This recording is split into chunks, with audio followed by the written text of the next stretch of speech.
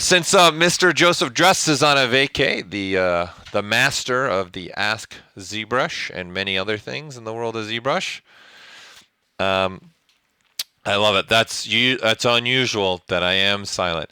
That was a quiz right there. Anybody that could write out what I was saying, you win. What do you win, you ask? I don't know. We'll figure it out. So we'll figure it out at the end of the stream. There's nothing. I'm just making stuff up as we go here. So I wanted to, again, touch and base. We did with the poll, and the Booleans was the winner. So I want to touch base on this, take some questions that you might have now that we are, what, 3 weeks? 2 weeks? We're 2 weeks in, I think, now, of having R8 out to you and the public. So something I found very beneficial for myself was when I made this Rocketeer pack. I wanted to do an experiment and see really what I could do with some array mesh stuff, right? And how I could use it.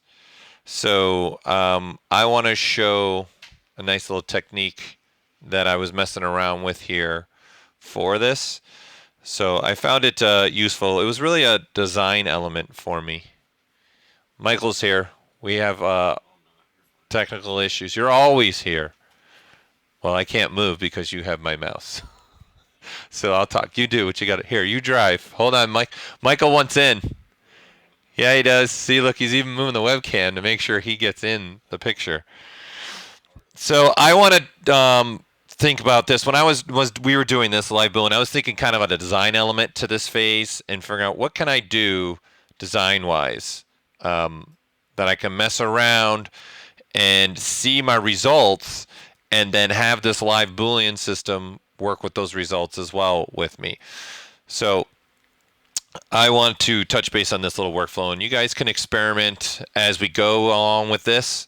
So I found it very useful to work with. So especially, keeping symmetry. So the beauty part here is having something like this. Okay, so I'm working on this piece, right? It's dead center in the world. It's middle of space. So what we have now at our disposal is symmetry, okay? But obviously in this particular example that I'm discussing, the Rocketeer pack has two packs, has two sides, right? So there's going to be moments where, I want to have symmetry along the X like I do here, but if I had two of them actually symmetrically, I wouldn't be able to have that, right? In the world. So what I mean by that is here, let's just grab something really quick to give you guys the idea of what we're doing here and what we're trying to accomplish. So normally I might have something like this, right? And we'd have maybe the pack here, and then we would do a mirror and weld. So I'm going in the geometry, modify topology, and we're going to mirror and weld. And see, when I'd have this, and be like, great, I have symmetry, right? But it's symmetrically to the two halves on either side. What if I want symmetry here and here, though, is where I want the symmetry. I want the symmetry on just this cylinder. And whatever I'm doing symmetrically on this, I also want it to happen to this one. So this is where I'm using array mesh to my advantage to do this, okay? So going back to this example now, I have my one piece, which is just a simple cylinder. There's nothing fancy going on here. It's just, I'm just making something cylinder. You guys don't really need to see me make this from scratch. And you can see I've got two stages to my array mesh. Okay? There are two distinct different stages here. And I want to now just design and think about elements symmetrically and do things to this one, and I want it to happen to the other two at the same time. So where this stuff comes in really nice is, so for an example, I want to create a thickness, but I want to see what that thickness is going to look like, and I maybe want to see it on both sides. So that's what this next one is. So you can see I have thickness now to my mesh. So all I have to do now to start repeating this process with the two subtools that I have right now is if I duplicate this top one, right? So now I have the exact same array. Okay, so there's no difference in my array here. So I have the two same stages here going on. And hold on now. Everybody really wants to see my face really bad. I don't know why. Don't you like the Death Star? I think the Death Star is probably better to look at than my mug. There. There's my happy little moments again. Okay. So again, let's go back to this. I'm just duplicating this. So if we just look at just this one, see, it's the exact same thing, right? But I can do whatever I want to now this one, and then see they're all updating, right? So if I turn this off, it's happening across the board, and I'm seeing it happen to all pieces. So all I did, right, is duplicated this and said, you know what, I want to create an inner shell, and I want to see what this is looking like. So I have a duplicate, and then I'm going to say, using the icons again on the top of my gizmo, I'm going to hold the Alt key because I prefer doing that. And what that's doing is unlocking the gizmo. So instead of me sitting here clicking and unlocking, I want less clicks for me. My hands are already sitting right there at that Alt Control Shift area anyways. So muscle memory for me is just hold the Alt key. I'll hit the reset to make sure I'm centered to the world. And then I'll hit the little finder, map finder, to put it into the center. Now I can size it down a little bit, right? So we'll turn on some transparency so you can see what's happening here. So we'll size that down, right? So you see what's happening. Then I want this to be a little bit longer. So I'm going to use our handy dandy Control and Alt, which again, you know, when I talked about this last week, people were like, probably not that big of a deal. But I use this a ton now because now I want to push this through. And I know I've masked everything but that bottom, right? So this is what I'm making, is something like that. So of course, because I have live Boolean on, which again, that gets turned on in our render palette. And then right here, you got your render Booleans, live Booleans. Same button, no difference. We just put it here because it's a popular feature that somebody might want to use, okay? So now I'm going to make this a negative, and now I see it across all of them, right? So now we can keep having some fun with this. So maybe I want to say, all right, let's look at this piece, and let's do some more fun with this. Let's switch to a Z modeler, and let's do a multiple inserts. And you know what? Let's do a single insert first, and I'm going to say about from here to maybe here. In between now these two spans, let's do multiple inserts, okay? And let me just decide how many. No, let's go a little bit more. There. I don't like that. That's too many. There, that looks good. I'm liking that. Okay, so now here's our beauty, and here's where the fun comes into play, and why I'm trying to show this workflow as kind of like the design phase. So now I can throw symmetry on, and I'm symmetrically on this centerpiece, right? On this centerpiece. I like that I always do this over my Cintiq. I'm like down here. Everybody look, my hands are moving. Nothing's happening for you guys. Oh, you see my thumbs, that's about it probably. So the centerpiece here, right? Now I've got symmetry. So I can decide to go, you know what, let's go from here out, and maybe here. And let's put a little design change in this and maybe slowly get down to something like that, let's say, right? And then now I will Q-mesh this with a single polygon because I've painted some temporary polygroups, right? And then I just pull it out. So I'm going to keep pulling and pulling and pulling, right? I'm also going to tap the Alt key so it changes the color. Okay, so you can see I'm having this happen everywhere. But the beauty is if I come off of solo mode, right, I'm seeing that now across the whole design element, right? So it's really starting to give me a great way to start going about this. So now I've got this symmetrical world here, right? And if I want to, let's even say, let's append a sphere. Okay, I've got a sphere. Let's move this over here, right? And let's say, let's put this in the center, and I'm going to make this a little bit bigger, and we'll start stretching this. and then I start playing with this. Now, we're sitting off the center of the world now.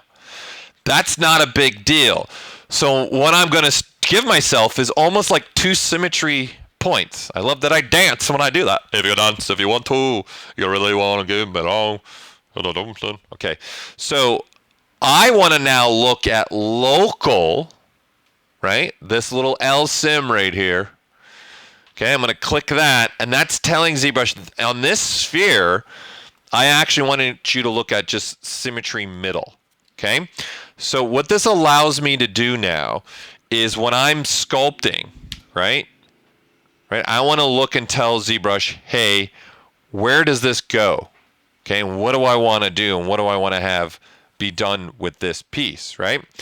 So I can start doing things like the mirror and welding, right? Deleting, and you can see this is working on a symmetrical portion, right? This is what I want to have. I want to have this piece and start working on this, right? So that's what this little piece right here is going to allow you to do, is say, do you want local or world, right? Which one do you want, right? So you can see this is local on and then local off, right? You can see that's a big difference. So now what I have here is I've got local symmetry here for me to start, switching to different brushes and maybe start coming up with a different design to this element, and maybe even start throwing in a clip brush and say, let's clip this a little bit. Maybe this pack does this, right? I want that kind of design there. You know what? And even let's throw Dynamesh on this. So we'll Dynamesh this up. I'm not going to have project on. There you go. And then now I've got this piece working in my favor, right? And I can start doing things like this. And then this is working symmetrically for me, right? I can smooth it out. So I've got this little egg looking thing sitting here that's got its own symmetry world. But then I can go back here, and if I want to start messing with these packs a little bit more, let's say maybe along the top here I want some elements around there. So let's take maybe something like this insert IMN model kit, right? I'm going to say, let's go ahead and do that. And let's turn this model kit into a nano. Okay, so I'm going to say I've got this brush selected. This is an insert mesh brush that is now selected. So I'm going to hit the B key for brush. Okay, and then I'm going to say I want to create a nano mesh. So when you're creating a nano mesh, you have to do it from an insert mesh brush. And no, I do not drink coffee. Okay, so in fact, I don't drink any caffeine, really. I'm just looking at another question coming through. Oh, what is advanced materials about? So it's advanced materials. So someone's asking also about the poll. So we got deformers and primitives. We have the VDM brush system.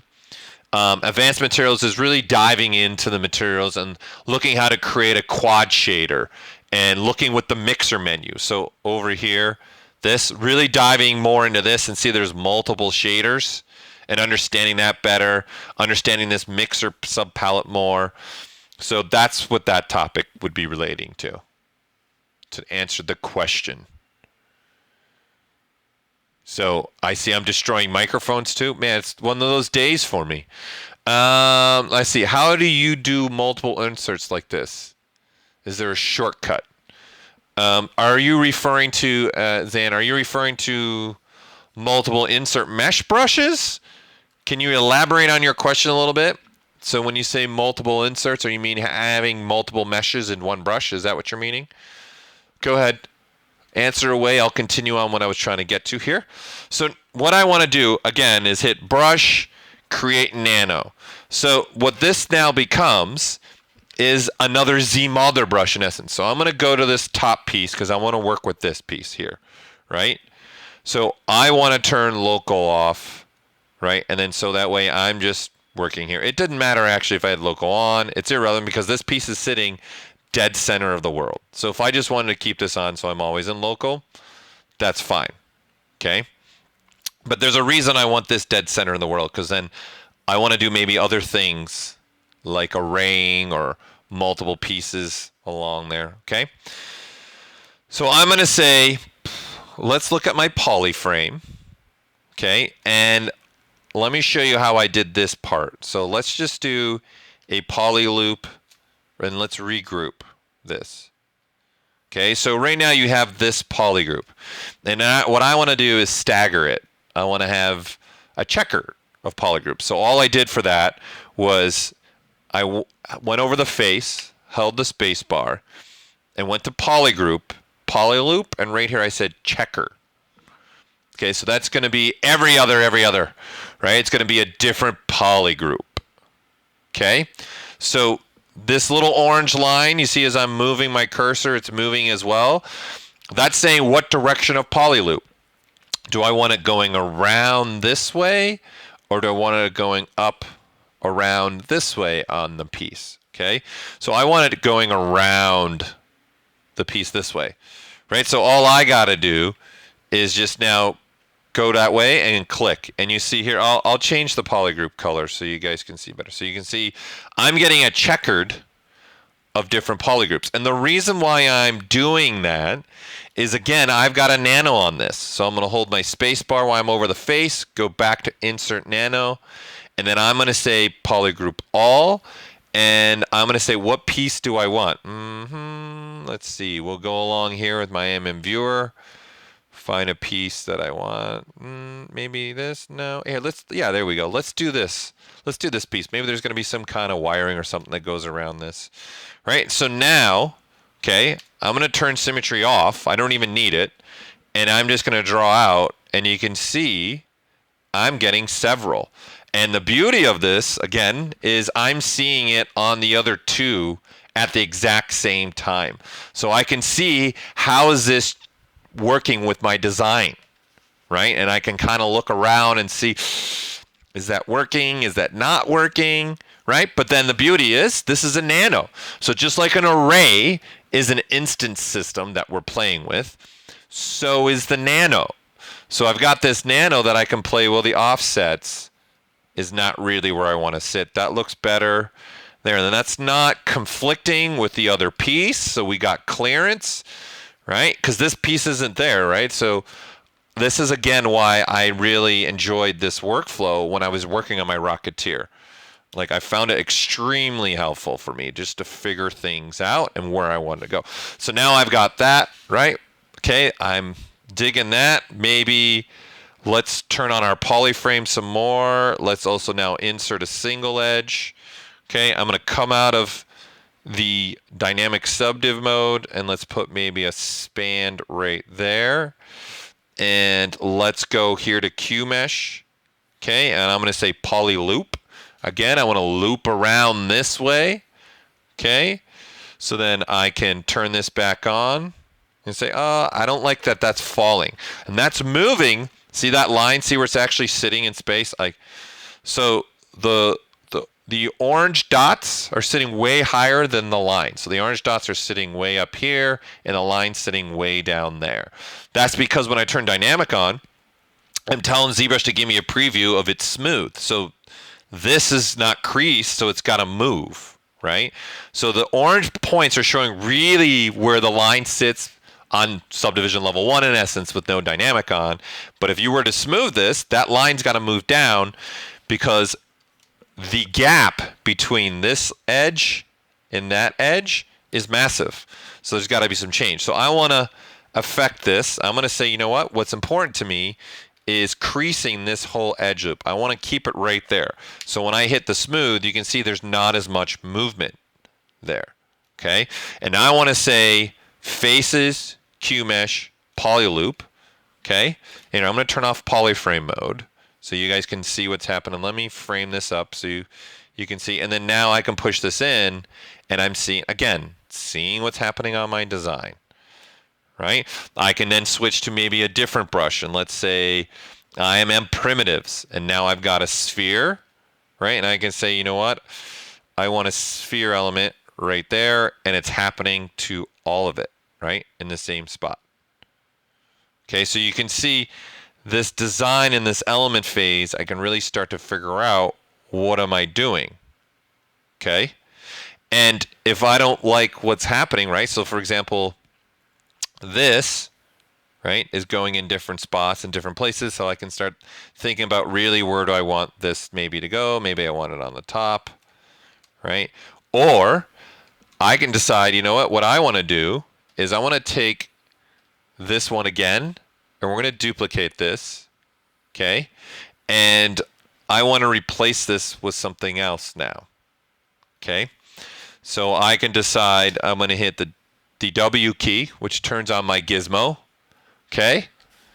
And then I'm going to click on my gear, and I'm going to say, what do I want, right? I'm going to say maybe a cube, okay? So now I've got a cube, all right, in here, okay? And then this, let's size this cube up, right? So now we've got, you can see all the cubes are there. And let's size this cube down, right? And let's say that looks good. Okay, looking at my spans, that's pretty good. That's not bad. That's enough for me, right? And then let's even size it down a little bit more. Let's make it a little bit more skinny. So I got something like this happening. Okay, I want to maybe change this a little bit. Okay, so I'm going to rotate this. Okay, and I'm going to make this a negative. So what we have a cut through, right, coming through here, and you can see my thickness is still also set on both pieces, right? Because I've got this subtool here doing my cutting, in essence, to make that hollowing out.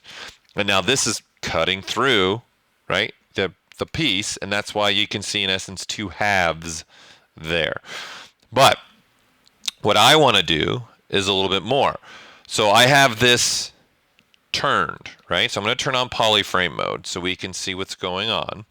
I'm going to say, hey, this is great, okay? I want to now add a deformer. So I can throw on a bend curve, and now I've got a curve. Okay, so notice the deformer is taking the same angle as the shape, because if we go back to my gizmo, the gizmo was already, right, sitting with the angle. So deformers will take on any position of that gizmo. Okay, so I didn't hit a hotkey to make it go negative. I just went over here and I clicked on that second icon in the tool palette. So I'll hover on that for a moment. So again, these are your Boolean options right here. So the first one's a union. The second one is a subtract. And the last one is an intersection. Okay, so that's all I did. No hotkeys. No hotkeys. Okay, so back to this. All right, I want to, well, saving it up. Oh. So let me relaunch.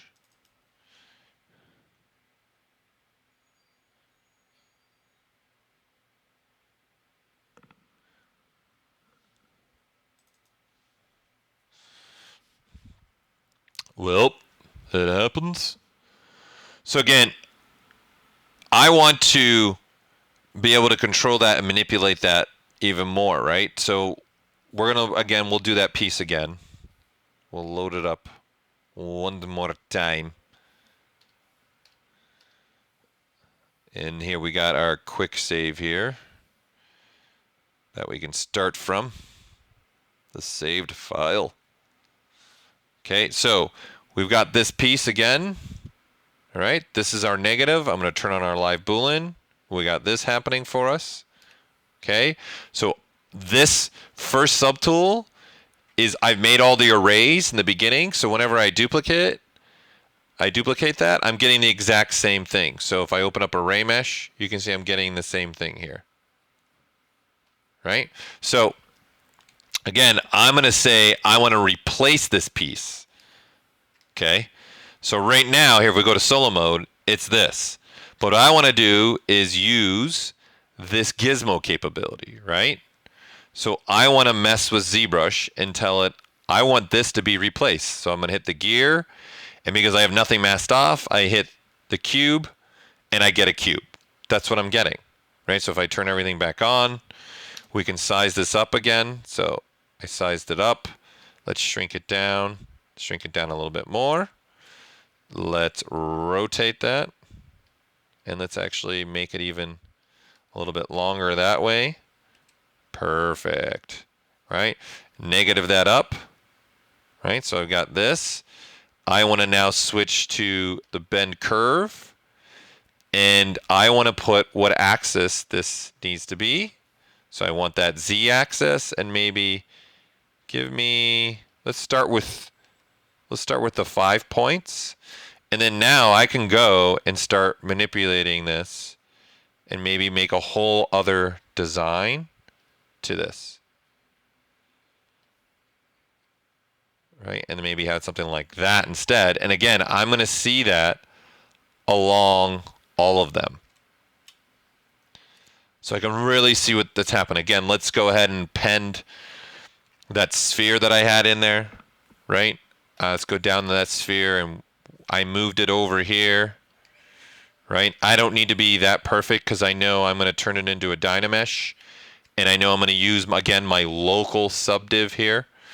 So I'm going to turn on a geometry. I'm going to go to Dynamesh. I'm going to turn that on. Okay? This is going to give me now the capability to, when I sculpt, right? Brush. Okay. Let's do some clay buildup, and I can start sculpting on here, and I've got symmetry capability, right? The resolution's maybe a little bit high, so I'm going to knock it down to 32 because I want to have a very strong destructive surface right now. Okay, and then switching to the move brush.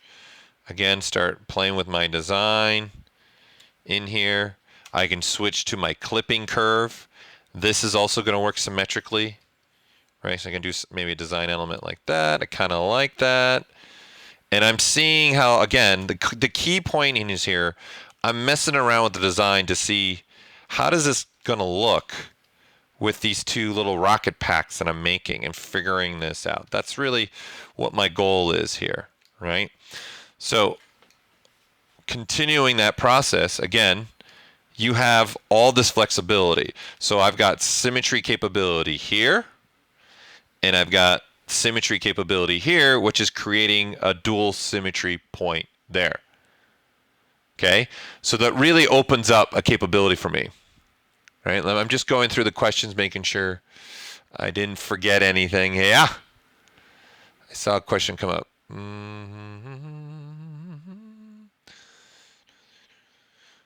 Okay, so I'm looking at a question. So expand upon the controlling that pivot for the array tool. The stage levels just don't seem to respond.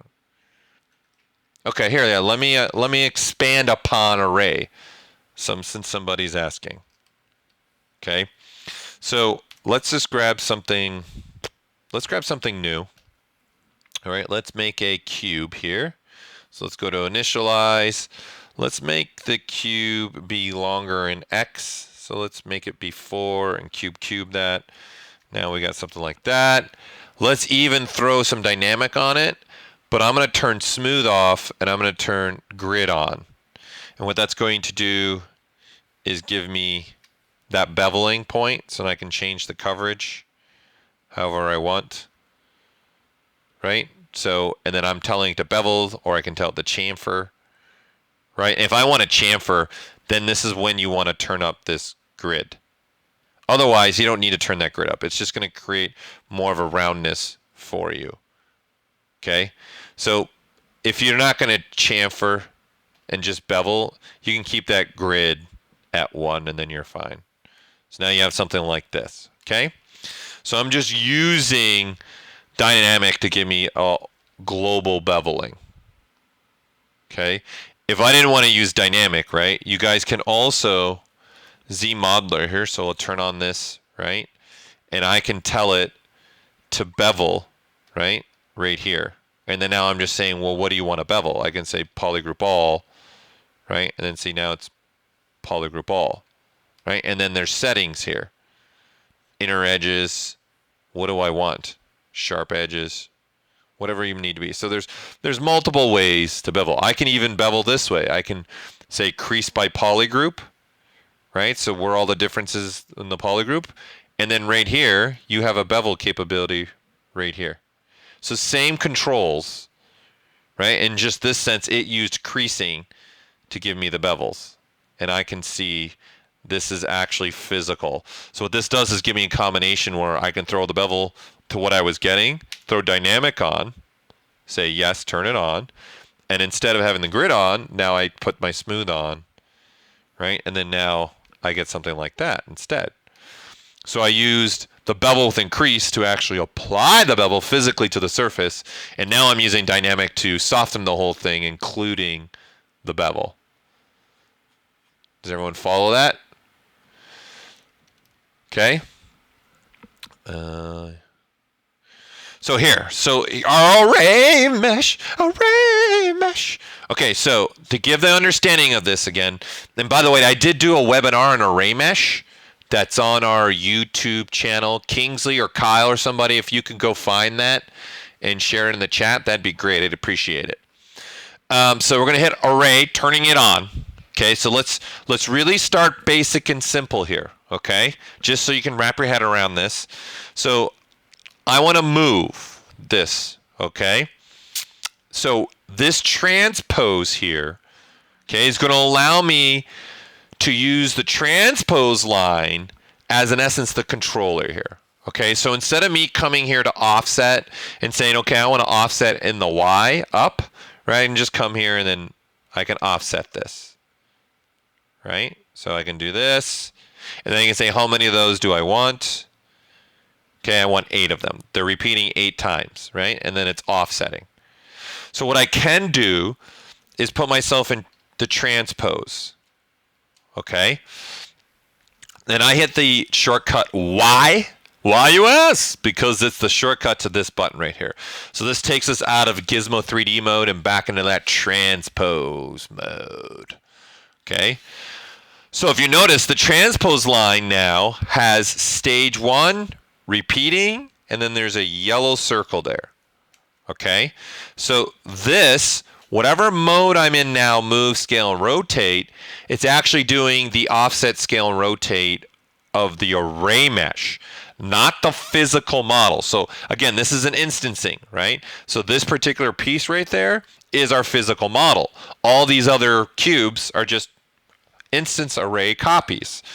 Okay, so if I start to move, you can see how this piece does not move. It stays completely, right? All this is doing is changing the offset in the Y between each repeating piece, right? So then if I was to switch to scale and then start scaling out, you can see it's getting slowly larger along the array. So this is in scale. You can see I'm changing all 3 parameters along the way because I've got scale. So now I can come in here and say, I don't want it to change along the Y, so let's maybe keep that 1, right? And then now I have this, and I don't want it to change along the Y and Z, and now I have this. So now I've just got an X change happening going on here, right? So the thickness is staying, the width is staying the same, right? And then the heights are all staying the same. So now that I have this, right, I can start maybe having some more fun. I can rotate this, and maybe I want to rotate along the line. Okay, and then now this is the same thing as me going to rotate. And you can see the amount, how much do I want it to rotate? So I can come here and now type in a value if I want and say I want it to rotate 360 degrees. Okay, so now I have this thing rotating.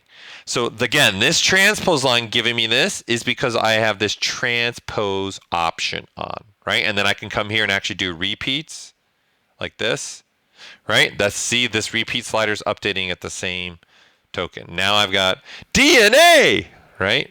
I'm going to turn the floor off just so everything stays nice and kosher. So again, I'm going to switch to move, and now I can adjust and say I actually want it to look more like that. That's more what I'm looking for. Okay, so what that pivot point is doing, okay? So we've talked about offset. That's linking to the move when this transpose is on. Scale is obviously linking to scale, rotates, linking to rotate. Well, we need something for a pivot. So that's what this yellow circle is. So if I just click in the middle, I move my yellow circle, right? So if we look from above, I'm moving, in essence, that point of interest, that bevel, that pivot point, right? That's what I'm trying to move around. I'm trying to decide where do I want that to move to. Okay, and you can see things will move differently as I move this pivot point. Right, so I can say something like that, right, and say, let's grab this and maybe do something more like, I don't know, like that. There we go. And now you've got this look happening. Right, so if you look, I was changing 3 pivot points at the same time. Here's all my rotations. I can say, let's not rotate in the Z, and let's not rotate in the X. So now I got something like that, right? My scale is staying the same what I had, and my offset is staying the same, right?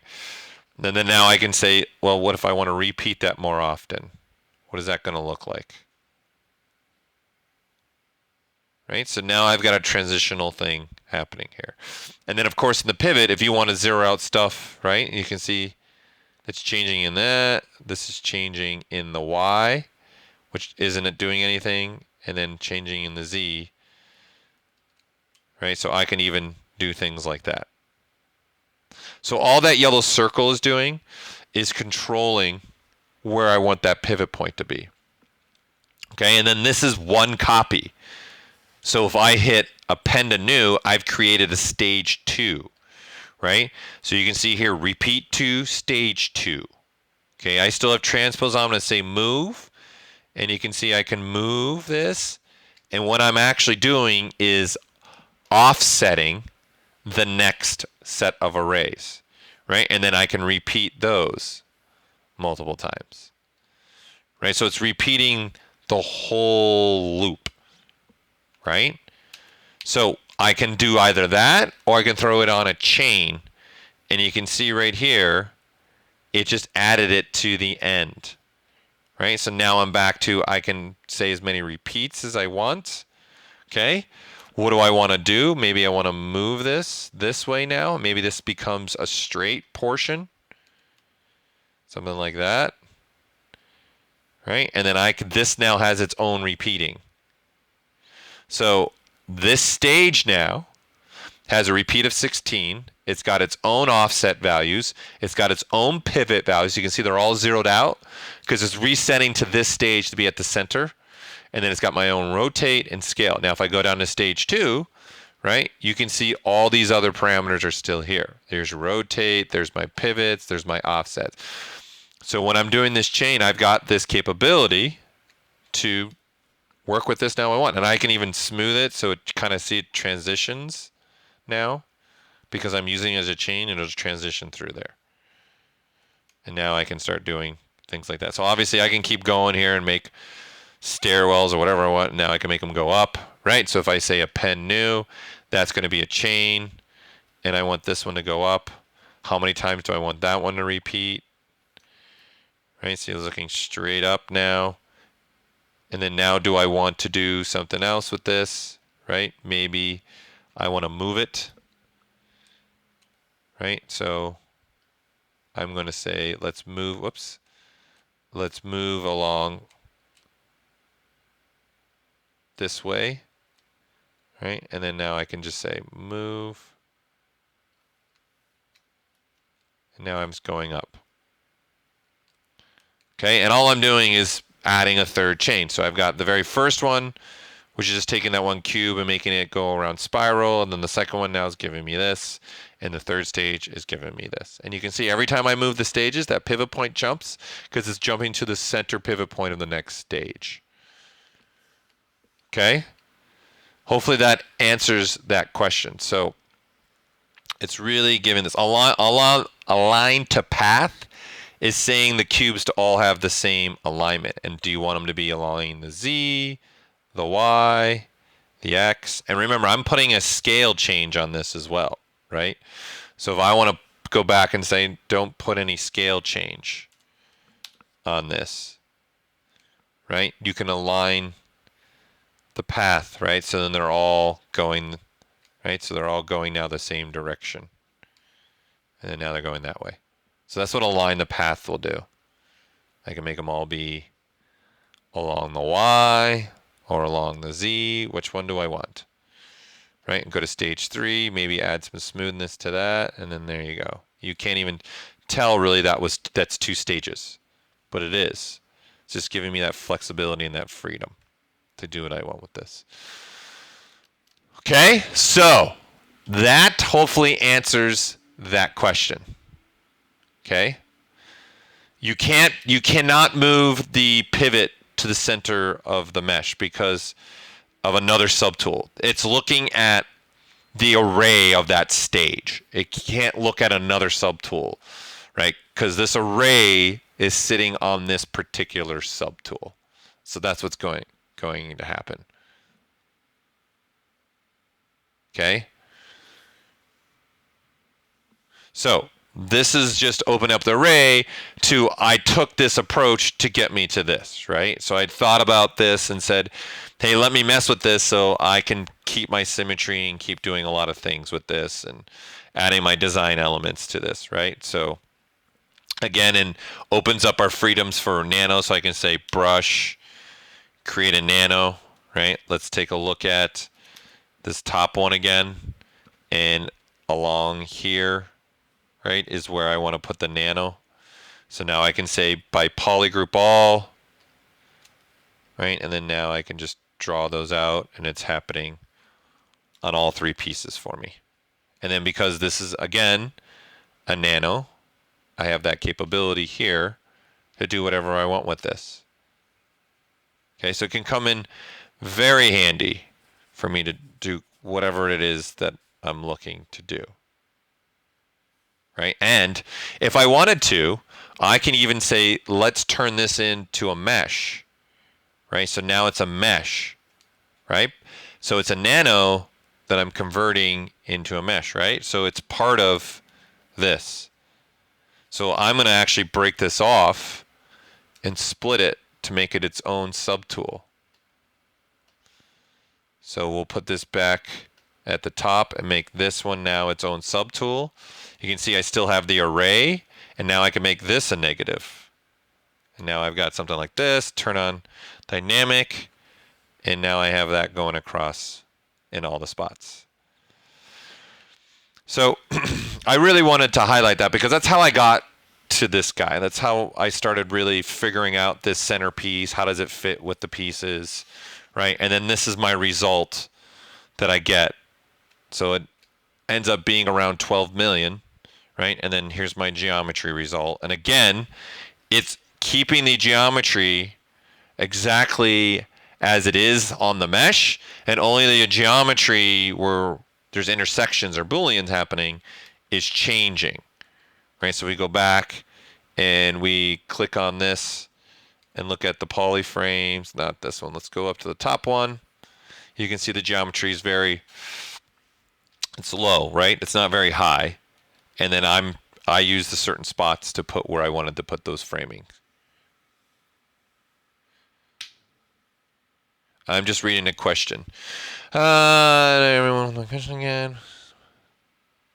Is it possible to make a macro with a keyboard shortcut so that new gizmo menu? Don't mean to wait.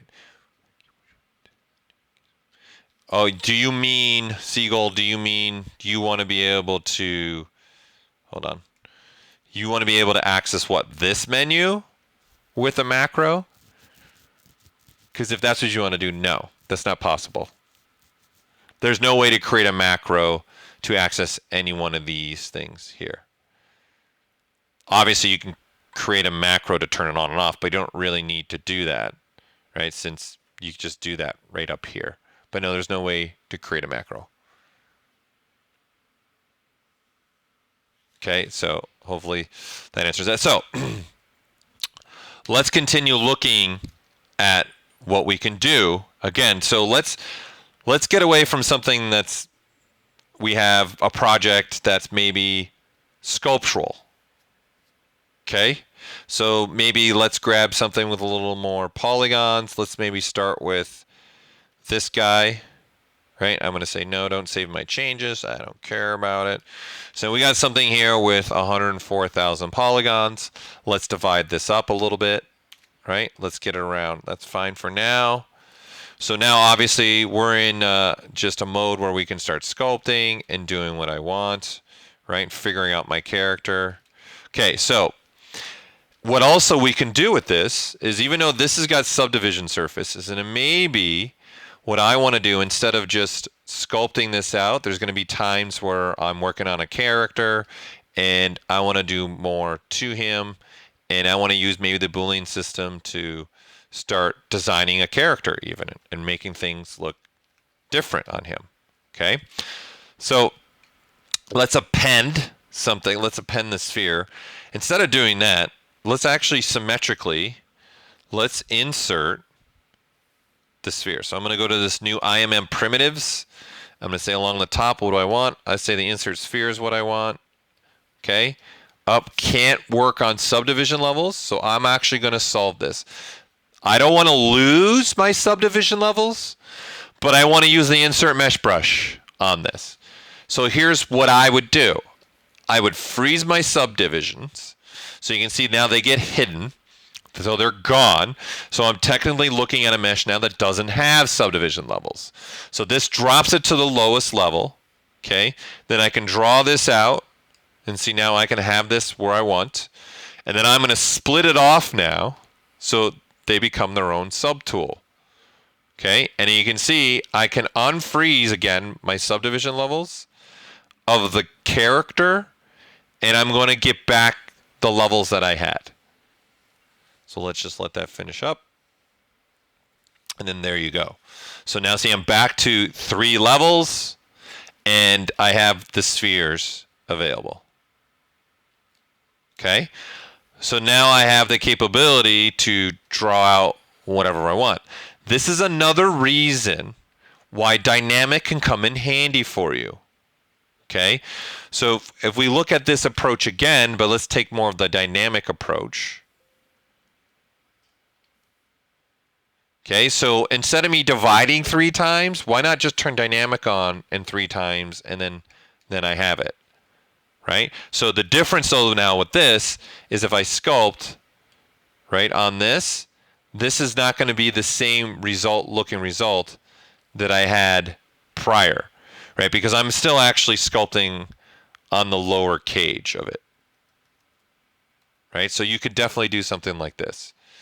Okay, so that allows me to do inserting again if I want to do some inserts and say plop in here, and then I can move it where I want, right? And then split it again, split my unmasked points.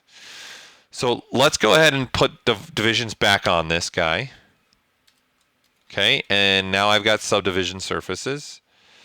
Right, and let's go back to my clay brush and start messing with this. And start playing with the design here of what I want this person to start looking like, or this creature to maybe look like, right? And I want to use this now as a negative. So even though I have subdivision levels, I can still use the Boolean system to kind of figure out, do I want the socket to more be like that, right? And then I can go back to this, and at any point in time I can start manipulating this and going even to the point where I can go down a lower level, start smoothing that out, and see I'm not touching now that other portion, which is giving me this cutout. And any time I can keep playing with this, right, and start going however I want, right? And then taking this to another level, we can say, all right, let's plop an eye in there and really see if that's working. So let's steal the eye. Let's steal the eye from this guy. Okay, so I'm just going to go here. Okay, I'm only going to look at this subtool, and I only want to look at, say, this eyeball. It's the only one I care about. You're the only eye for me. Right, so I'm going to say brush, create an insert mesh. I'm going to say new. Now I've got an eyeball, right? So I can go back to this guy. Okay. And right here, I can tell it to either duplicate this if I want to, right? I could even, if I want to temporarily turn this off and I can draw out that eyeball where I want it. That looks there. It's amazing. That's what I wanted, right? And we'll rename this eyes. Turn this back to a negative. This is a positive, right? And then they'll reset this, and now I can kind of position an eye. Where do I want this to sit? Right? And then the benefit here is I'm not yet married to the final result. It's kind of like my designing phase as well right now. So this is me kind of showing that you can use Booleans not to just create hard surface, but you can use it for design element. You can use it on subdivision surfaces, right? I can even divide up this piece that's giving me the division, that's giving me the negative, right? Now this has subdivision levels, and that's not going to change anything. I can still position this where I want. I don't know, maybe this is going to be some kind of, I'm so sad. He's crying now. Okay, so now I have this happening here, or, you know, we're getting crazy, and maybe I'm doing something like a zombie. We can throw on some noise even to this. So I've got some noise here. We'll up the strength a little bit and say okay. And now that noise is being put across the Boolean as well, right? And I can say, let's make the scale a lot bigger. Maybe something like that. And then there you go. Or, you know, I can edit this and go to the plugin, right? And then now I have this capability to say I want a hex tile, right? And now I've got a tile going here. So I will say, okay. Here I have to, I resize my monitor. Sorry. That was me.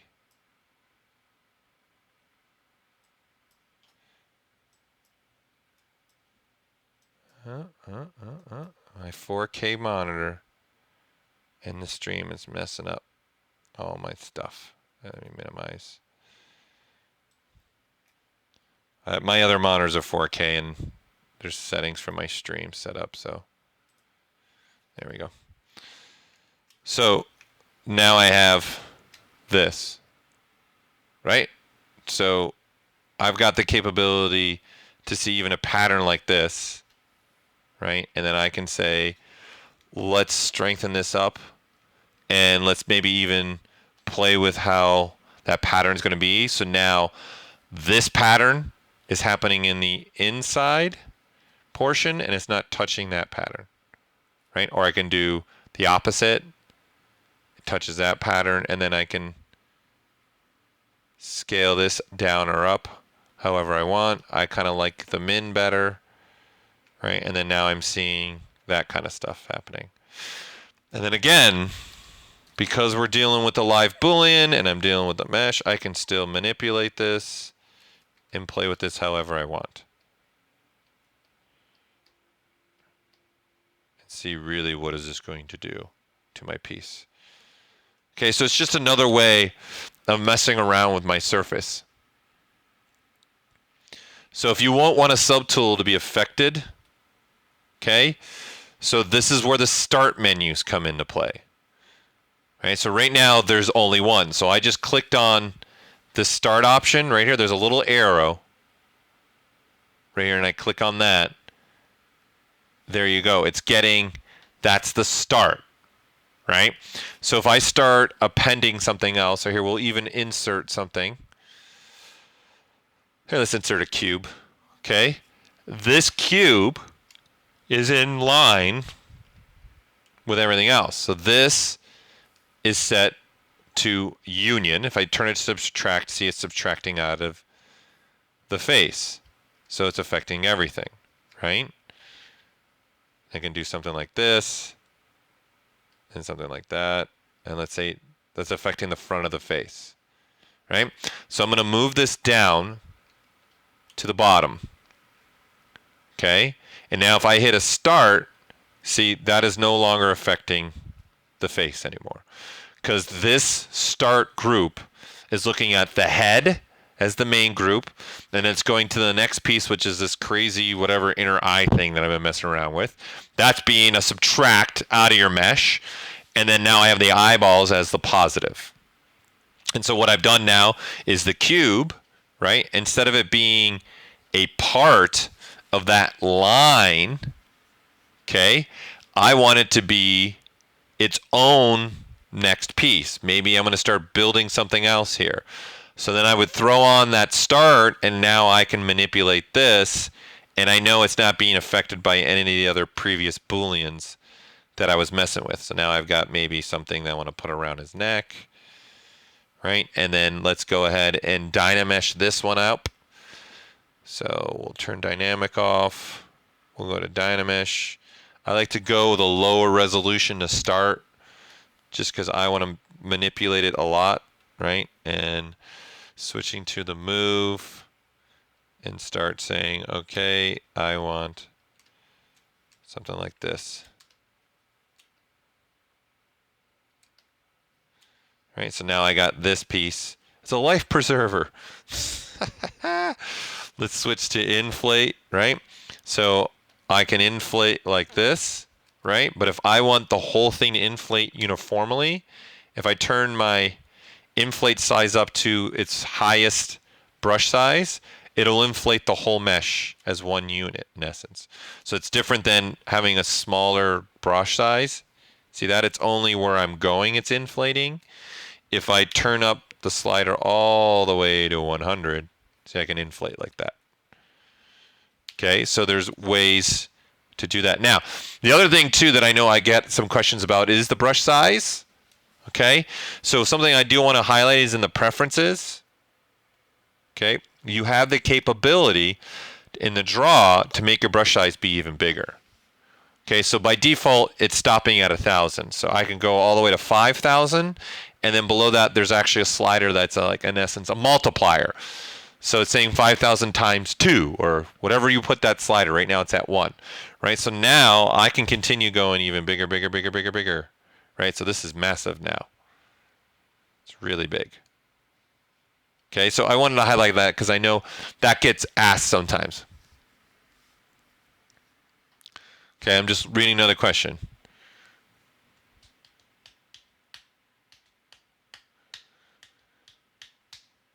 Okay, so the question about updating to 407 to 408, I would do a fresh complete install.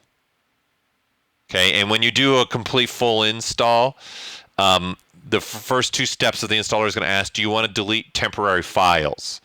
Which is the files for like GoZ or your ZBrush data folder, and that's where your custom UI will get stored in your hotkeys. So if you have a custom UI or custom hotkeys or anything like that, anything custom, you probably want to save that at a different location, and you can do a full install. Okay, if you want to do it. Or in the plugins here, you can go to auto update and you can check for an update and it'll tell you if there's an update.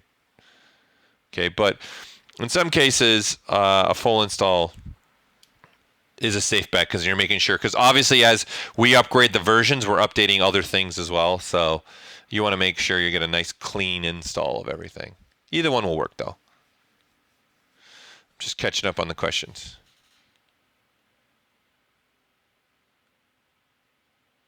It's not going to ask you for full install. You have to download the full installer. So you got to go to our website here. I'll give you the link. Hold on, let me get the link for you. You got to have your serial number, and you're going to need your email address that you registered under. So let me get the link for you, and then you can download the full version, full installer. Let me just get this, copy this. Let me go back to the Twitch here. There you go. So there's a link.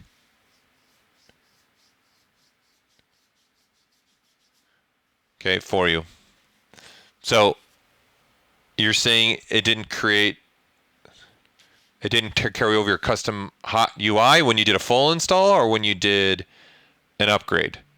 Which one? Because your custom hotkeys, there's two spots to also save them.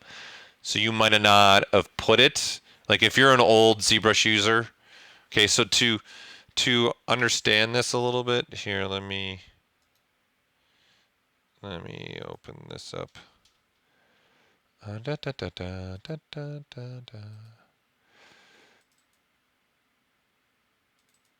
Okay, so come on. Here we go. So you're coming here in your local drive, users, public, right? All right. You're going to go to public documents, and right here, ZBrush data. This is really where you want your custom stuff to save. And if you're doing stuff through the menus, this is where we're going to save it. Now, old ZBrush, some of you might be carrying it over through within the actual install.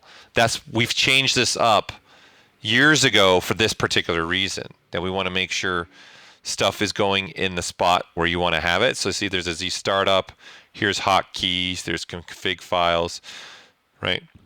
Excuse me. So you'd want to make sure that this is saved here. However, if you told it during the update to delete this, this is the stuff that you might tell it delete. Okay, you could run into that problem. So, and then there's this Pixelogic folder is where all the Go Z stuff goes. If it doesn't carry over, then you'd want to create a support ticket, and then we can help you with what issue you might have ran into. Okay. So back to Booleans, right? So we have, again, the whole idea here is a non-destructive system, right? And being able to do whatever I want with the system, how we work, okay? So just even working, again, I've found it very useful for me. Starting fresh, making something, I'm a big fan of starting from nothing, especially if I'm going to do something like hard surface, right? I like to use this initialize state down here and make a cube. And I like to have everything one polygroup to start, right? And 6 sides, because then I start to just use ZModeler to start banging out ideas and figure out what do I want to do. So I can start coming across here and start making whatever it is that I'm planning to make here. Okay, so the Boolean system will even work well on something low polygon. Right, so now I'm dealing with something extremely low. Right, so I'm going to duplicate this and we'll Q mesh this. Let's size it up. So we got that. And now I'm going to turn this into a negative, and now we have a shape like this. Right, and then now, of course, if I'm in polyframe mode, I'm going to say, let's do a mirror and weld. And I'm going to do this because I want the center point here. And I'm going to switch to just a single edge. And then now I can say I want, that way I have symmetry here now. Because if I don't have this line, right, there is no, in essence, symmetry point. There's a center point to this line, but we don't have, it doesn't have the capability to snap. So I'm using mirror and weld to give me that center line. And then I can say I want to go right about there. I can delete that, right? And now I can say I want this to come up, and I can see what change I'm getting to happen, right? And I can say, let's insert there. Let's drop this down now, right? So I want this piece up here, right here, to go away. And then I'm going to bring it back with an angle. And then we'll turn polyframe off. And now it's got a little bit of an angle inside. Right, so even low polygon of something like this is going to work fine. Right, and I can start making something low polygon that is complex, because now I can start, let's throw dynamic on it, and now it's a much more rounded piece, right? I can go up to this piece, I can throw dynamic on that, but I can say, you know what, let's go ahead and increase by the poly grouping to start. Not liking that, so let's go ahead and do complete creasing of the edge loops. Let's see that, how that's going to look for me. I want to do that and that and that there, right? Maybe something like that. And I want to drop my crease level way down. And in dynamic, let's turn up my crease subdiv to 4. So now I'm getting a nice rounded piece. This piece is completely smooth in here, but I can turn this on and decide, what do I want? Let's do it crease by PG. And now you have something like this happening. Right, so I've got a lot of different combinations. I can start playing with this, maybe doing something like that. Let's go all the way through. Maybe I want something like that instead. That's looking good to me, right? So I'm dealing with very small polygon counts. So even when we tell this to go ahead and in the Booleans, make a Boolean, I'm going to turn on this ds div because that's saying dynamic subdivs, right? So I'm using dynamic subdivs on this piece, right? But right now I've turned it off on this piece. So if I have just one subtool with dynamic on, I'd want to turn that on because I want to tell ZBrush I want the result based on dynamic. So let's look at the difference. Something very low, all right? So let's go now turn off dynamic, okay? Or actually, let's keep dynamic on. And when we process the Boolean, don't even have that on, and then we'll process. So now this is what I get, right? So you can see the triangulation is based upon where the intersection is. And then here's the other one. But you can see it's got a lot more geometry now. Because before we applied the Boolean, we applied the dynamic first, then did the Boolean. Okay, so in this case, we did not apply the dynamic. So it's still the very, very, very, very low cage. And at this point, right, this one, it's first applying the dynamic, then doing the Booleans. Okay, so hopefully that also answers questions I know people have been putting through. And let's have some more fun with this piece. I don't know, this is going to be some piece for a mech. Let's do a little text. Let's say new text. Let's say Paul G. Let's throw that in there. Okay, so we got our text now. I'm going to make that be a little bit wider. Okay, let's throw a little bit of a bevel on that. Yeah, that looks nice. I'm good with that. Let's up the resolution a little bit so it smooths it out a little bit more. Maybe a little bit more. Something like that. Let's size this down, right? So I want to make this lettering a lot smaller, and let's position it maybe here, right? And say, yeah, right about there, right? So now this, right, in the scheme of things, is the third subtool, right? So we've got a start menu, which is our main piece. We've got this piece cutting through, and then now I've got this piece as a union. So if I was to make this, okay, so we'll turn dynamic on and say, make a mesh of that. Okay, this is the result I get. Right, that was pretty fast. And you can see the PG is fine, and it's welded together. Okay, and obviously because we got a Boolean system, I can decide, well, what does that look like negative instead? And I know some of you in here are probably like toy makers or collectibles, and you're putting stuff on text on the character, things like that. This is a great way to do it. Let's see what that one looks like. Let's make that mesh. There, that one's done. And then there, this is what this one looks like. And then that's what you have. And I'm even getting that opposite bevel. Oh, that looks cool. Let's maybe play with that. So again, this is really what we were going for, is having, I could go back and go, do I really like the bevel like that, right? Is that what I'm looking for? Or do I maybe want to smooth it and give something like this, right? And now I want to go, let's actually go to our geometry, and let's crease by polygroup, and then that'll give me a little bit different look to our piece. And let's even maybe crease by certain degrees. But now that I have this dynamic on, I can say to hold the crease for 2, divide up to 4, and then now I get something like this that's soft and round, and it's giving me a little bit of different of a bevel. Okay, and now let's see what that one looks like. So the idea here is, again, a non-destructive, and in seconds you get your result, and you can see that is definitely what I was going for, and that's what I want, or not what I wanted. Shane Olson had a question come through. Oh boy. Hold on. I'll come back down to the Z core question. I'm looking for Shane Olson's question. I might have missed it. It's been a long time. Shane, you want to ask it again?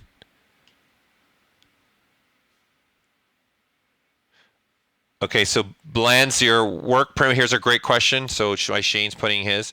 So he's asking, while I'm working, right, on something like, let's say this piece, and you want to now come here and add a primitive, right? It's right deleting the piece that I'm working on. So all you have to do is mask it off. That's it.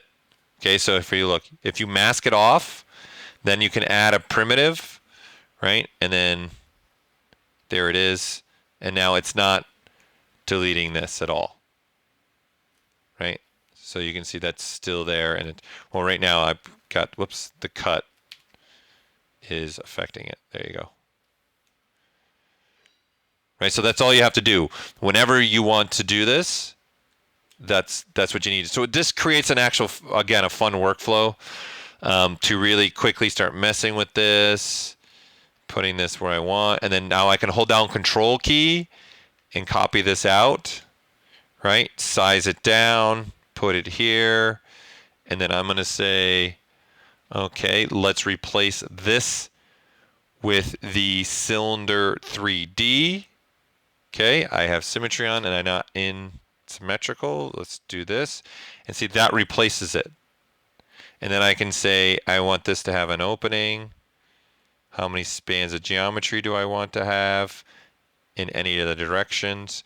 And because all these other pieces are masked off, it doesn't get replaced.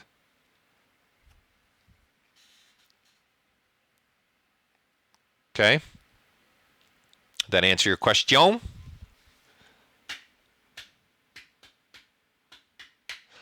Okay, Shane's question, can you make letters follow a curve? Well, that's like a yes and no. You can't, you got to think outside the box a little bit here. Okay? So what you're going to want to do, you can experiment with this if you want to. So no, you can't just draw out a curve and tell the text to go along the curve. Right? But I could do here, let's clone this. You guys could play with this idea. Right? So I have this Paul G. Right? And what I want to do is say, I want these to split to parts. Okay, so I'm going to say split to parts, say OK. So now they're different subtools. So I'm going to put these in order, right? So something like that, right? So obviously I want P-A-U-L-G. Okay, that's what I have. Now, there's two things here. I've got subtool for each letter, right? And they're different sizes and as far as ratio goes. But then you guys could do something like this if you wanted. You can play with this idea. Brush, create an insert mesh. I'm going to say new. I'm going to go to stroke, curve, curve mode. Right? So what is this going to do? This is going to populate P's.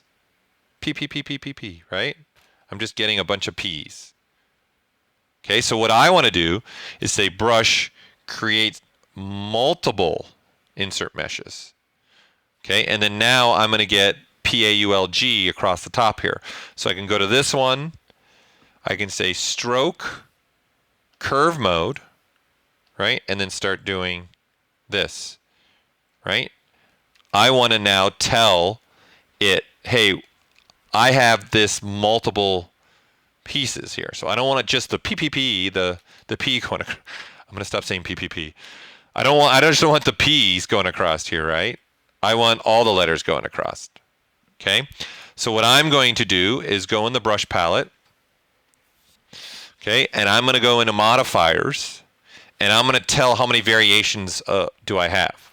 Right, so I have 5 letters, so I'm going to set that to 5, and I'm going to say cycle through forward, so I'm going to change my variation selection to 1, and then now when I draw out, I'm going to be drawing out, right, this kind of a thing. Right, so you could do stuff like this. Right, so now I'm just drawing out these letters, wee, and then I can continue manipulating and playing with it and extending it. Right, so this is drawing out those letters along a curve. Right, so this is one way you could go about doing this. Right, so here, putting in this, it's just taking this one, saying go through the 5, cycle through 5 of them, and come back around. Cycle through the 5, come back around. Right? So I also want to make sure if I have it on, if you turn off try parts, right? You want to be careful of that as well. Okay, the reason I want to be careful of that is there's polygrouping involved here, right? And if it has 3 polygroups, try parts is going to do something very different to you. Okay, so I'm telling it to go through the process here. So the way these are set up aren't set up correct. So I need to position these. They're all in different parts of the world, right? So I want to get a little bit better with this. So I'm going to undo this, right? Because remember, when I grab this, the P sitting in one part of the world, the A, the U, the L, and the G, and so forth. Okay, so I'm going to tell ZBrush, let's go ahead and put them all in the center of the world, and let's unify it. So there's the P, and I don't want dynamic on for that, right? And I'm going to hit to the A, and I'm going to unify that, and I'm going to say do to others, and it does it to every letter. Now they're all also the same size. They're all sitting the same way, right? I've got them all ready to go however I want them. I'm going to make sure dynamic is not on for any of them. I don't need dynamic on for anything. Okay, and then now these are all sitting in the exact same space. Okay, so now let's just do the process again, just for giggles. Again, I'm going to say, I want you to grab all of these, right, these subtools. So I'm going to say brush, create multi-mesh, right? It's going to create that along the top. I'm going to go to the first one, right? I'm going to say, this is, I want to have curve mode on. And on this first one is where I want variations. And there's 5 of them. And how do I want them to cycle through? And then now I just start drawing out. And you can see I'm starting to get the PAULG. Right? So then the next thing I got to fix here is what way do I want them? Right? So there's various ways I want to have these. Okay? So I can even adjust all of these now and say, okay, that's one direction, right? And then here's something great about the new portion. So let's do a rotation of all these. So let's go, how about if I did a deformation? Let's do a physical rotation here. So I'm going to go to rotate. And I'm using deformation because I want to repeat. Here's my rotation. Let's rotate along the Y. And let's rotate, let's say 90. No, not the Y. Here, let me turn my floor on. So let's see. I want the Z. I want the Z, not the Y. And I'm going to say rotate. Oops. And I want it to be a negative. Right, so I want to come here, click right above there and say negative 90. And then there's a P's, repeat to other. They're all facing this way, right? Then I can say brush, create multi-insert mesh brush, and see now they're all different. But what I can do now is I can say, how about brush, create instead, and I can say copy meshes, right? Go to this one, and I can say now paste insert and paste a pen. And now there they are. So now I've got PAULG going one way and I got PAGUL. So now I click on this P, right? And if you remember, this brush has a curve, right?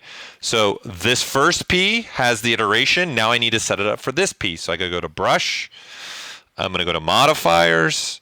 I'm gonna go to my variation, do 5, do a 1, and then now I've got another set of PAUL Paul G going a different direction. So when I draw this out, see, I get different directions. So I need to fix my L. I messed up my L. You guys get where I'm going with this though, right? So now I've got, and I gotta rotate it the right way. It's obviously going backwards now.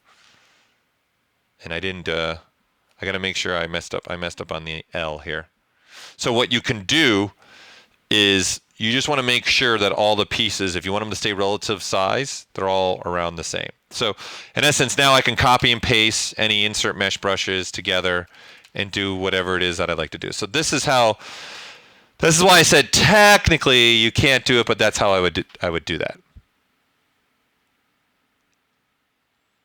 There is no way. Are you asking Seagull to control the curve with some kind of plugin or script? Because you can't. Well, you can. Well, actually, you can. The curves are, if you know Z scripting, you can actually Z script the curves. Yes, you can actually do that. I take that back.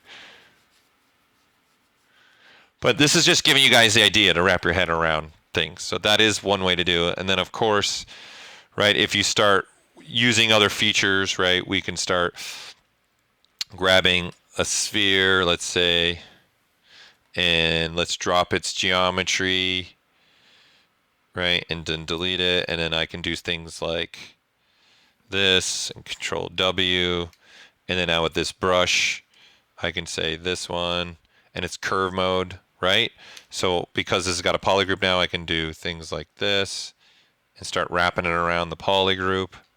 So now it's repeating around that. Right now I just need to find the settings that will work for me, the spacing that I want, right? What size of lettering do I want? I can change the size of lettering. And then there you go. Who doesn't want a sphere that says Paul G going around it? Paul G, Paul G, Paul G. Right? Just give you ideas here.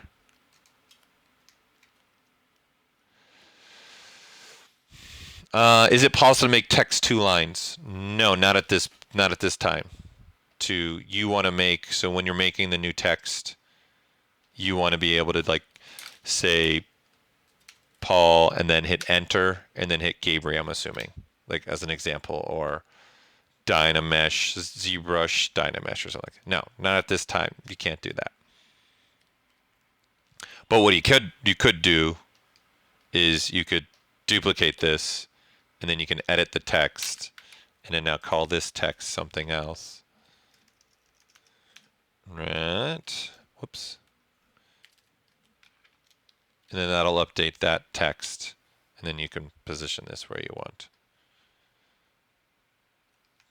That's all you could do. But no, right now we don't have you don't have the capability to hit an enter and put 2.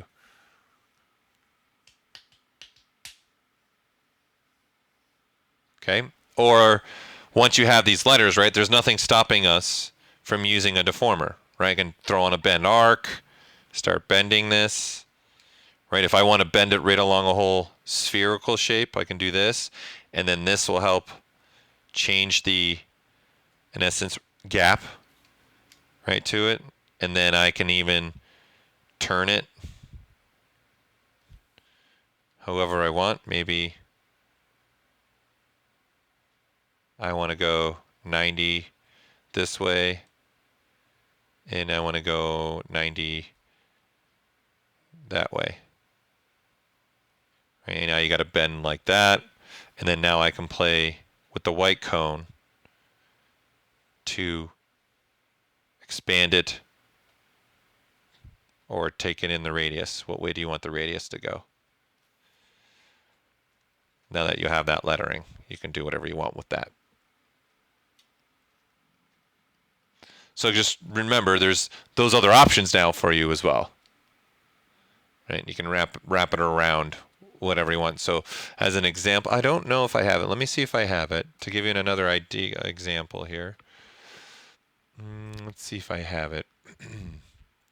1 second. Da-da-da-da. Let's see. No. Let's see. I think I still have it here. Here you go. Okay, so something like this, right? This raised army screw. That's how I did that lettering, right? So if you look at it, here, let's look at just this. That's all I did, right? I made the lettering from the plugin, and then I wrapped it according to the screw point, right? So now I have this piece I can now use however I want, right? And I would turn this into an insert mesh brush, right? And have all this together.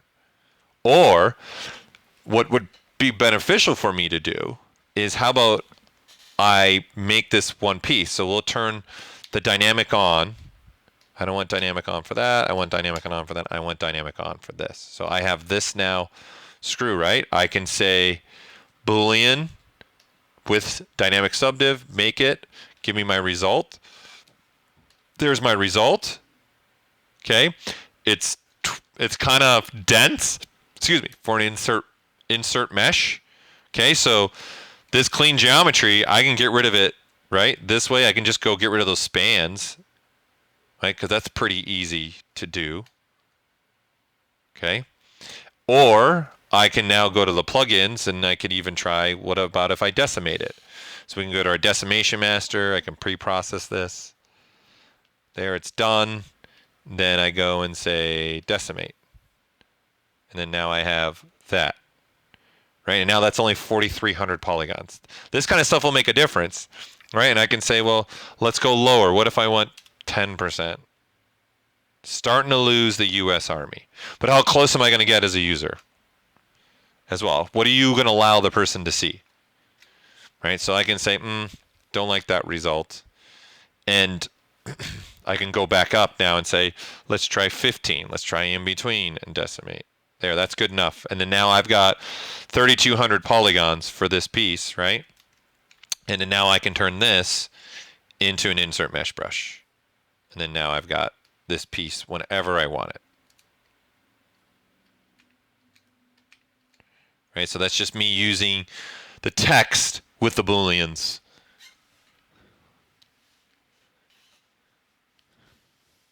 Okay. Now,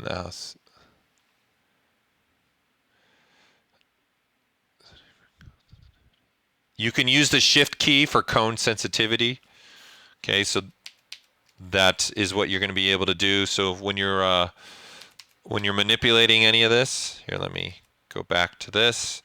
Right, when you guys go into your deformers, okay, so if I do say a bend arc for this, okay, if I start pulling on this, holding the shift key will give me increments.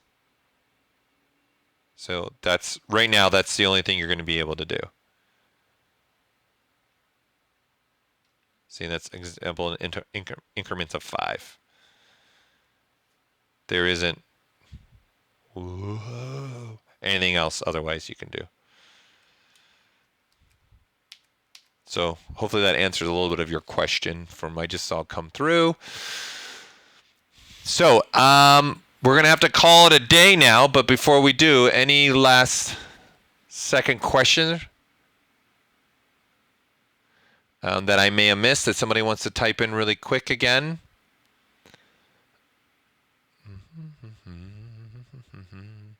So it looks like next week deformers and primitives are going to be our really focus, and looking at all those deformers and looking at primitives and really diving more into those.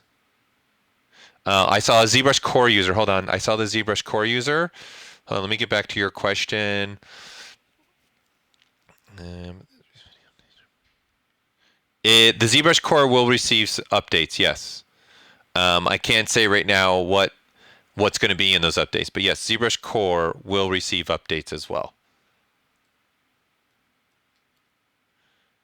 You can edit text after you do placement, but we can't keep, the only thing that we can keep when you edit a text is the position. The rotation values, it has to reset. But you can move something into position. So if I start messing with this, if I again create a new text, I say new text, hello. Okay, so I have this text, and then if I start manipulating it and changing it, right, if I start rotating it, we're not going to be able to, right now at this point, store those values. But I can edit text, and then I can say bye, and see the position stays, the rotation doesn't though. So scale won't either. So the scale, if I scale this down and I edit text, right, it's going to come back. So, and maybe in the next version update of this, we'll be able to put stuff like that in. This is just the first wave, right? So it's not like, okay, this plugin's done, we'll never touch it again. I'm reading, let's see, hold on, one question I had an issue with.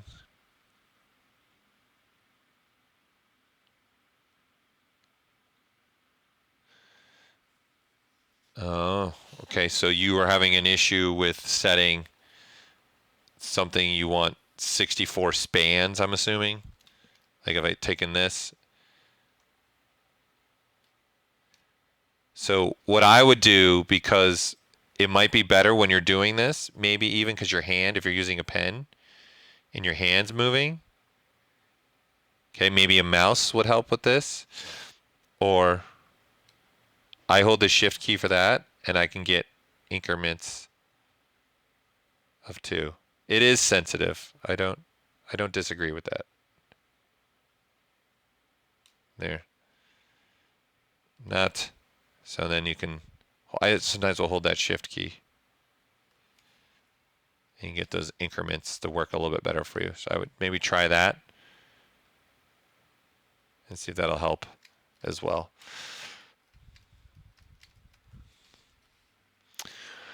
Okay, guys, thanks again for tuning in. Sorry for all the complications in the beginning, but hopefully you guys took away a bunch of stuff. It looks like we're going to be spending time with the primitives and the deformers next week. So we will definitely look into those and dive those. So think of any questions you might have. If you haven't used those 2 features, you might want to start using them so you have those questions. All right. And again, thanks for coming in. Thanks for those watching on YouTube. Thanks for Twitch people out there, the Facebook people out there, everybody that's been watching. Thanks again. Please continue to tune in. Our schedule here is always growing and changing. So like tomorrow we've got 3 artists going. Thursday we got 2 artists going, and Friday we got another artist going. So Troy Nichols going tomorrow along with Joseph Pickup and hopefully I'm saying that right. And then Ashley Adams as well. So it's not just me and Joseph, right? There's a lot of other artists jumping on here, so definitely take the time. What about the core users? Oh, you mean there are, we have had some streaming. I know Shane, who was in here, it was doing a couple streams with core. It's just right now, obviously, we're focused on R8 because everybody would want the information on R8 right now.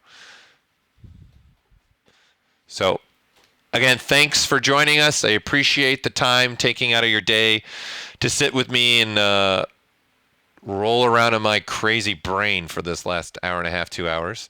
And hopefully you took some ideas away. Definitely get up there and post some work. I'd love to see some work. Even submit something that you've made from watching the streams and send it to that streaming@pixelogic.com. Again, if you have even a topic that you guys want to do for Did You Know That, this is where you want to send it. Okay. Then we'll see about what topics we can do. So please continue to join us, involve yourself. We're trying to make sure we're connecting with you and giving the information that you guys really want right now live. So next week is the 4th of July, isn't it? So we won't have a stream next week. Wait, hold on. Let me double check that. Yes, it's the 4th of July, so no stream.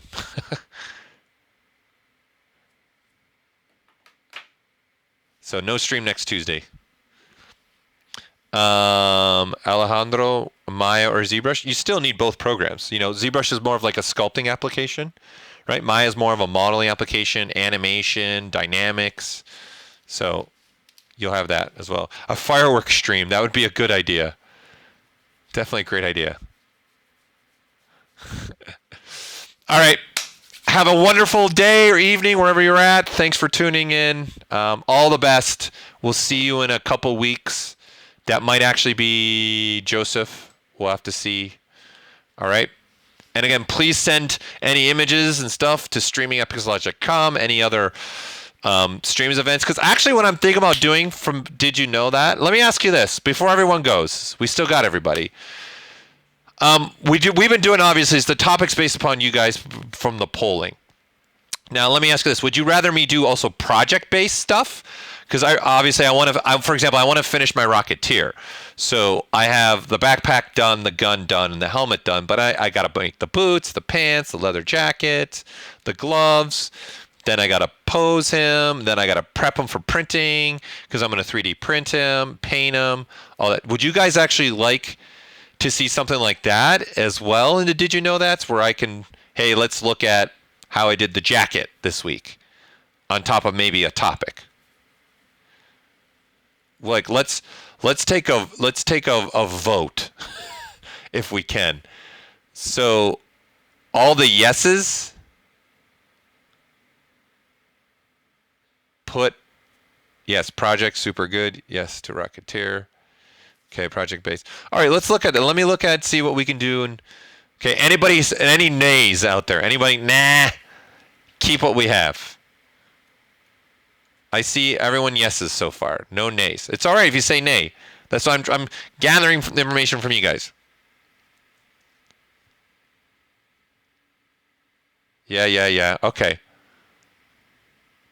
Yes, definitely. Let's make it relative important to the project. So what I'll try to do is whatever topic you guys are picking here in the top 4, we'll put that in the stream along with spending some time. Hey, here's where I'm at in the sculpt. And we can see if we can do that. We got 2 nays. So we can still keep a little bit of this format and then also sprinkle in a project base. And there'll be times I'll try and whatever the topic is, use, like for example, the deformers and primitives. I'll try to use those a ton and then in whatever I'm making, and then that way it's all relevant to what we're talking about.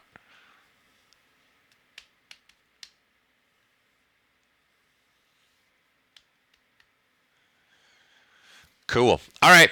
That sounds good. We'll see if we can sprinkle some of that across the board here.